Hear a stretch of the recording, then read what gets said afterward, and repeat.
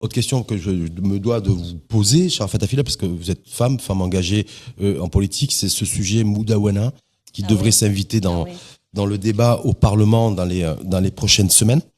Est-ce que là aussi, là-dessus, vous, à titre personnel et membre du bureau politique du PPS et le PPS dans son ensemble, c'est aussi une forte mobilisation du parti sur ce sujet-là? Oui, tout à fait. Nous sommes engagés dans une mobilisation au moment où les grands axes de cette réforme ont été dévoilés par le ministre de la Justice, également par le ministre des Affaires, si Ahmed Tawfiq. Nous attendons avec beaucoup d'impatience ce chantier, donc le projet de loi qui sera dévoilé dans les prochains jours, j'espère.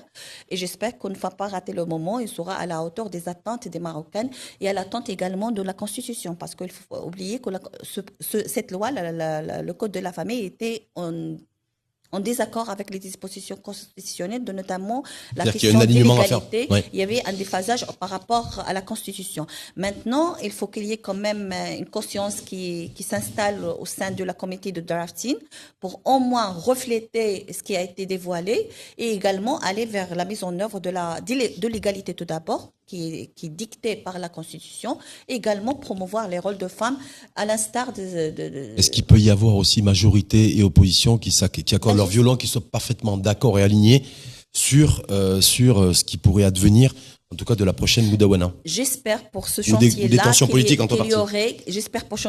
qu'il y aurait un consensus à l'instar de 2004.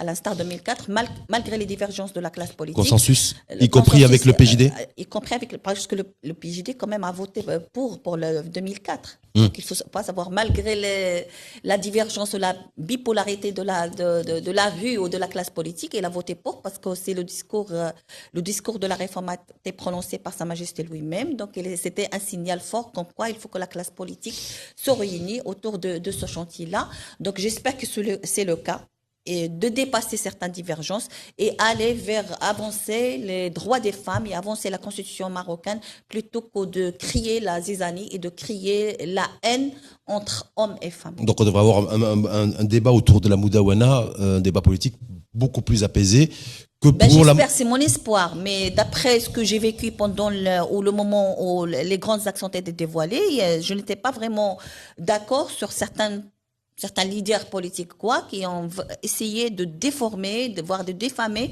la portée de la réforme. Leaders comme qui? Je ne vais pas citer, il y en a plein. Ils se reconnaîtront.